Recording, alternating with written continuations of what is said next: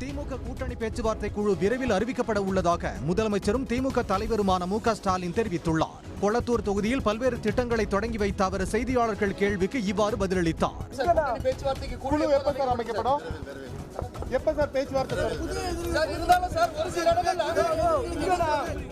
மேலும் ஒன்றிய அரசின் பட்ஜெட்டில் ஏமாற்றம் மட்டுமே மிஞ்சி உள்ளதாகவும் ஒன்றிய பாஜக அரசுக்கு தமிழ்நாட்டு மக்கள் பாடம் புகட்டுவார்கள் எனவும் தெரிவித்தார்.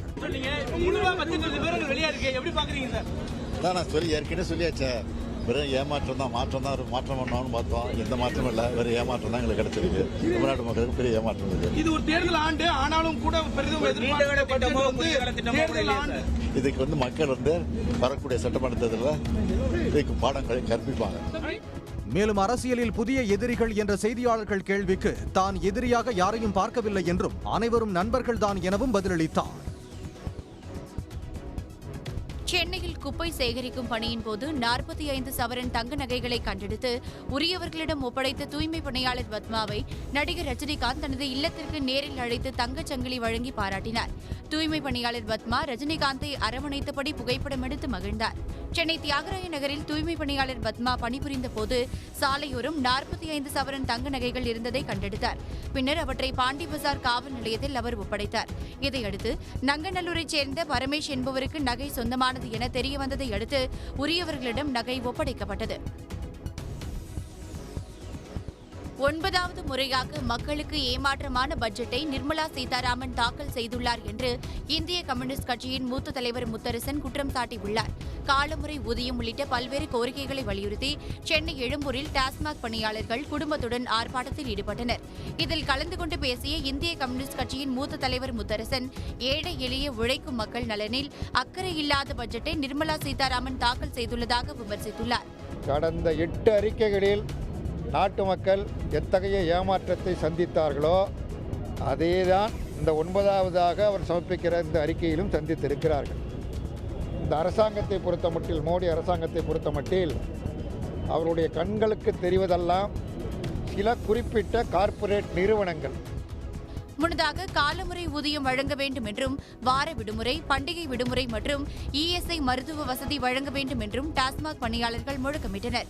500க்கும் மேற்பட்டோர் பங்கேற்ற ஆர்ப்பாட்டத்தில் ஓய்வூதியம் வழங்க வேண்டும் என்றும் வலியுறுத்தப்பட்டது. தேர்தல் காலத்தில் வரும் பட்ஜெட் என்பதால் தமிழ்நாட்டிற்கு இன்னும் அதிகப்படியான அறிவிப்புகள் இருந்திருக்க வேண்டும் என்று தேமுதிக பொதுச் செயலாளர் பிரேமலதா விஜயகாந்த் கருத்து தெரிவித்துள்ளார். சென்னை விமான நிலையத்தில் செய்தியாளர்களிடம் பேசிய அவர் பட்ஜெட்டில் நடுத்தர மற்றும் வறுமை கோட்டிற்கு கீழ் இருக்கும் மக்களுக்கான எந்த அறிவிப்பும் வரவில்லை என தெரிவித்தார். பொருளாதாரம் மிகப்பெரிய ஒரு கேள்விக்குறியா இருக்கு. அதனாலதான் இங்க தொடர்ந்து பெட்ரோல் டீசல் விலை உயர்வு, தங்கம் வெள்ளி உயர்வு, அனைத்து விலைவாசி உயர்வும் தொடர்ந்து போயிட்டு இருக்கு. இதுக்கெல்லாம் ஒரு நல்ல அறிவிப்பு வரவில்லை என்பது ஒட்டுமொத்த மக்கள் கருத்தா இருக்கு. இதெல்லாம் நிச்சயம் மக்கள் எதிர்பார்த்தாங்க. இது நடுத்தர மற்றும் வறுமை கோட்டிற்கு கீழே இருக்கின்ற மக்களுக்கு எந்த அறிவிப்பும் இல்லை என்பதெல்லாம் நம்ம யோசிக்கணும். தொடர்ந்து பேசிய பிரேமலதா விஜயகாந்த் தேமுதிகவின் கூட்டணி பேச்சுவார்த்தையை தவறாக சித்தரிக்க வேண்டாம் என்றும் யாருடன் கூட்டணி என்பதை விரைவில் அறிவிப்போம் என்றும் தெரிவித்தார். தமிழ்நாடு சட்டப்பேரவை தேர்தலை ஒட்டி மதுரை மாவட்டம் திருமங்கலத்தில் அதிமுகவினர் வீடு வீடாக சென்று வாக்காளர்களின் காலில் விழுந்து வாக்கு சேகரித்து வருகின்றனர்.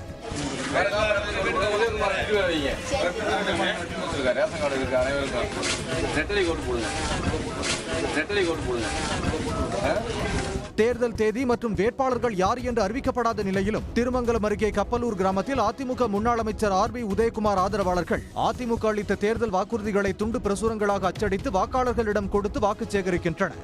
அப்போது வாக்காளரின் காலில் விழுந்தும் பரப்புரை செய்தனர். தமிழக வெற்றி கழகத்தின் 3ஆம் ஆண்டு கொண்டாட்டத்தின் போது முருகன் பாடல் அவமதிக்கப்பட்டதாக கூறி நடிகர் விஜய் உட்பட 4 பேர் மீது நெல்லை காவல் ஆணையர் அலுவலகத்தில் புகார் அளிக்கப்பட்டுள்ளது. தாவேகவின் 3ஆம் ஆண்டு தொடக்க விழா சென்னை பனையூரில் உள்ள அக்கட்சி தலைமை அலுவலகத்தில் நடைபெற்றது. இந்த நிகழ்ச்சியின் போது திரைப்பட பாடகர் வேல்முருகன் மருதமலை மாமணியே முருகையா என்ற பாடலை மாற்றி பாடியுள்ளார். அப்போது விஜய் உற்சாகமாக நடனமாடினார்.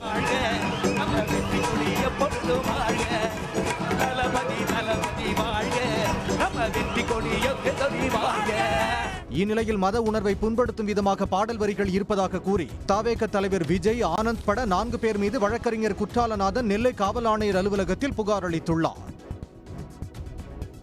பாஜக அல்லாத மாநில அரசுகளை ஒன்றிய அரசு பழிவாங்குவதாக மார்க்சிஸ்ட் கம்யூனிஸ்ட் கட்சியின் மாநில செயலாளர் சண்முகம் குற்றம் சாட்டியுள்ளார். ஸ்ரீவில்லிபுத்தூரில் அக்கட்சியின் நிதியளிப்பு மற்றும் அரசியல் விளக்க பொதுக்கூட்டம் நடைபெற்றது. இதில் பங்கேற்ற பின்னர் செய்தியாளர்களிடம் பேசிய அவர் 125 நாள் வேலை உயர்வு திட்டத்தை புதிதாக அமல்படுத்திவிட்டு அதற்காக 95,000 கோடி ரூபாய் நிதி ஒதுக்கீடு செய்யப்பட்டுள்ளது என்றார்.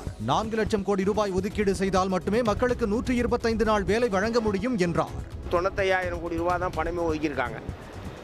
4 லட்சம் கோடி ரூபா ஒதுக்கினாதான் அந்த திட்டத்தில் 125 நாள் வேலை என்பது தர முடியும். இந்த 125 நாள் வேலை என்பதை அதிமுக பொதுச் செயலாளர் எடப்பாடி பழனிசாமி அவர்கள் மிகுந்த உற்சாகத்தோடு வரவேற்றார். நாங்கள் ஆட்சிக்கு வந்தால் 150 நாள் தருவோம்லாம் சொன்னார். இப்போ 30 நாள் கூட வேலை தர முடியாது இவங்க ஒதுக்கி இருக்கிற பணத்தில் பார்த்தீங்கன்னா. தங்கம் விலை உயர்வதற்கும் அமெரிக்க அதிபரின் நடவடிக்கைக்கும் சம்பந்தம் உள்ளது என்றும் தங்கத்தின் விலையை குறைக்க ஒன்றிய அரசு நடவடிக்கை எடுக்க வேண்டும் என்றும் சண்முகம் தெரிவித்துள்ளார். இனி முக்கிய நிகழ்வுகளை விறுவிறு செய்திகளாக காண்போம். கன்னியாகுமரி மாவட்டம் தோவாளை மலர் சந்தையில் வரத்து அதிகரித்துள்ளதால் மல்லிகைப்பூ விலை வீழ்ச்சியடைந்துள்ளது. கடந்த சில மாதங்களாக 1 கிலோ மல்லிகைப்பூ 2,000 ரூபாய்க்கு மேல் விற்பனை செய்யப்பட்ட நிலையில் தற்போது கிலோ 800 ரூபாய்க்கு விற்கப்படுகிறது.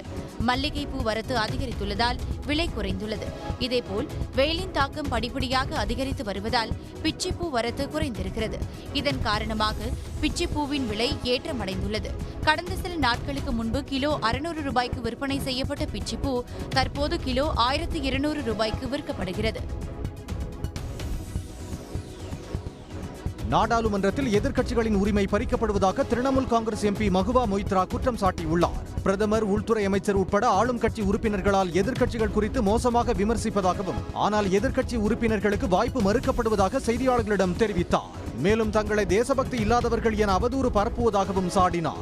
நாடாளுமன்றத்தில் பாஜகவின் தேஜஸ்வி சூர்யா போன்றவர்களால் எழுந்து நின்று எதையும் பேச முடியும் என்றும் ஆனால் எதிர்க்கட்சியாக பேச எழுந்தால் உரிமைகள் பறிக்கப்படுவதாகவும் தெரிவித்தார். இதற்கு சபை விவகாரங்களை மட்டுமே பேச அனுமதி என விதி உள்ளதாகவும் இந்த விதி எதிர்க்கட்சிகளுக்கு மட்டும்தானா எனவும் கேள்வி எழுப்பினார். நாடாளுமன்றத்தில் இந்தியாவுடனான சீனா, பாகிஸ்தான், அமெரிக்காவின் உறவு குறித்து பேசக்கூடாது என்றால் பிரதமரை புகழ்ந்து பேசினால்தான் அனுமதி கொடுப்பார்களா எனவும் தெரிவித்தார். ஆப்பிள் நிறுவனம் தனது முதல் மடிக்கக்கூடிய ஃபோல்டபிள் ஐபோனை அறிமுகப்படுத்த உள்ளதாக தகவல் வெளியாகியுள்ளது. இதுகுறித்த தகவல்களை ப்ளூம்பர்க் நிறுவனத்தின் மூத்த தொழில்நுட்ப செய்தியாளர் மார்க் குர்மன் பகிர்ந்துள்ளார். அதன்படி சிறிய அளவிலான கிளாம்ஷெல் வடிவமைப்பில் ஐபோன் மாடலை உருவாக்க ஆப்பிள் பரிசோதித்து வருவதாகவும் இந்த மாடலுக்கு ஐபோன் பிளிப் என பெயரிட உள்ளதாகவும் அவர் தெரிவித்தார். ஐபோன் பிளிப் மாடல் போன்கள் சதுர வடிவத்தில் மோட்டோரோலா ரேசர் 60 அல்ட்ரா மற்றும் சாம்சங் கேலக்ஸி Z Flip 7 போன்ற போன்களின் வடிவத்தில் இருக்கும் என கூறப்படுகிறது. மேலும் இது போன்ற மற்றொரு ஃபோல்டபிள் மாடல் ஐபோனையும் ஆப்பிள் நிறுவனம் வடிவமைத்து வருவதாகவும் அவர் தெரிவித்தார். இதனிடையே ஆப்பிள் பிளிப் மாடல் ஐபோன் நடப்பாண்டு 2ஆம் பாதியில் அறிமுகமாகலாம் என தகவல்கள் தெரிவிக்கின்றன. உடனுக்குடன் செய்திகளை தெரிந்து கொள்ள சன் நியூஸ் பெல் ஐகானை கிளிக் பண்ணுங்க.